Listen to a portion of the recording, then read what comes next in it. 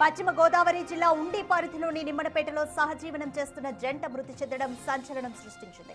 కడలి విజయలక్ష్మి అనే మహిళ తన ఇంట్లో అత్యంత దారుణంగా హత్యకు గురవగా ఆమెతో సహజీవనం చేస్తున్న సుబ్బారావు ఉండి రైల్వే స్టేషన్ సమీపంలో అనుమానాస్పద స్థితిలో మృతి చెందాడు. విజయలక్ష్మిని దుండగులు తాళ్లతో కట్టివేసి కిరాతకంగా చంపినట్లు పోలీసులు ప్రాథమికంగా గుర్తించారు. మరోవైపు సుబ్బారావు ఒంటిపై రక్తపు గాయాలున్నట్లు డీఎస్పీ రఘువీర్ విష్ణు తెలిపారు. ఉండి సీఐ జగదీశ్వరరావు ఈ కేసును సవాల్గా తీసుకుని ఎంక్వైరీ చేస్తున్నారు. మృతదేహాలకు భీమవరం ప్రభుత్వ ఆసుపత్రిలో పోస్ట్ మార్టం నిర్వహించి అనంతరం బంధువులకు అప్పగించారు.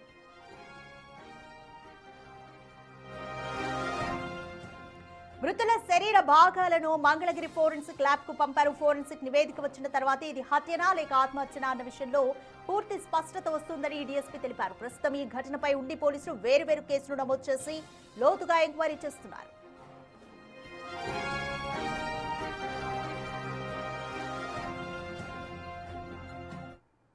అవతల ఆయన బాడీ మనకు రైల్వే స్టేషన్ అవతల పొలంలో దొరికింది కదా, సో దానికి అది ఆత్మహత్యగా అని మాకు ఇప్పుడు దాకా ఉన్నటువంటి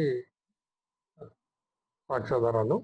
కాకపోతే మొన్నటి రోజు ఏమైంది, ఇప్పుడు ఈరోజు ఎవరైతే ఈమె చనిపోయినట్టుగా మనం వెళ్ళి చూసామో విజయలక్ష్మి, కలిదిండి విజయలక్ష్మి, ఈమె వచ్చేసి పాలకోడేరు పోలీస్ స్టేషన్ లిమిట్స్ లో వాళ్ళ అమ్మాయి కంప్లైంట్ ఇచ్చింది, మా అమ్మ కనపడటం లేదు అంటే. అక్కడ ఒక మిస్సింగ్ కేసు రిజిస్టర్ చేశారు ఆల్రెడీ పాలకోడేరులో. ఆ మిస్సింగ్ కేసు ఉన్నప్పుడు చూస్తే వాళ్ళ మదర్ ఫోన్ స్విచ్ ఆఫ్ లో ఉంది.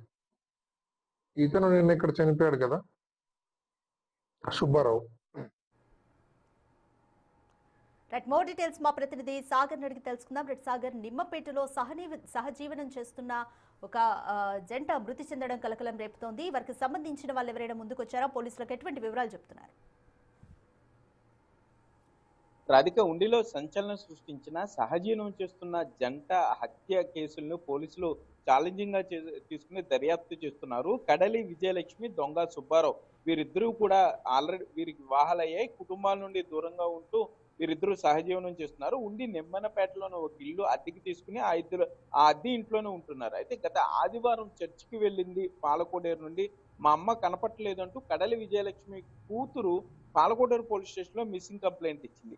అదే ఆదివారం ఆ దొంగ సుబ్బారావు ఉండి రైల్వే స్టేషన్ పరిసరాల్లో అనుమానాస్పద స్థితిలో మృతి చెంది ఉన్నాడు. అతని దగ్గర అప్పుడు 3 సెల్ ఫోన్లతో పాటు ఒక ఇంటి తాళాన్ని పోలీసులు స్వాధీనం చేసుకున్నారు. దొంగ సుబ్బారావుకి సంబంధించి కుటుంబ సభ్యులను, అంటే అతని బాడీ పేరు ఐడెంటిఫై చేసిన తర్వాత వారికి ఫోన్ లో తెలియజేసి ఆ మృతదేహాన్ని భీమవరం ఏరియా ఆసుపత్రికి తరలించారు పోస్ట్ మార్టం ప్రక్రియ నిమిత్తం.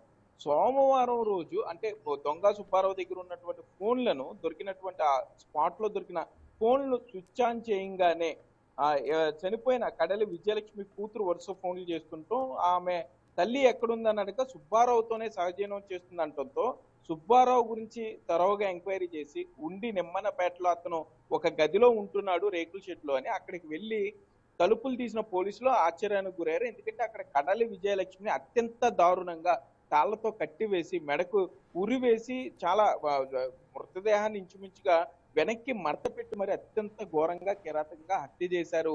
ఆ శవం కూడా, మృతదేహం కూడా కుళ్ళిపోయిన పరిస్థితుల్లో ఉండటంతో ఇది జరిగి 2-3 రోజులు అయి ఉండొచ్చని పోలీసులు ప్రాథమికంగా గుర్తించారు.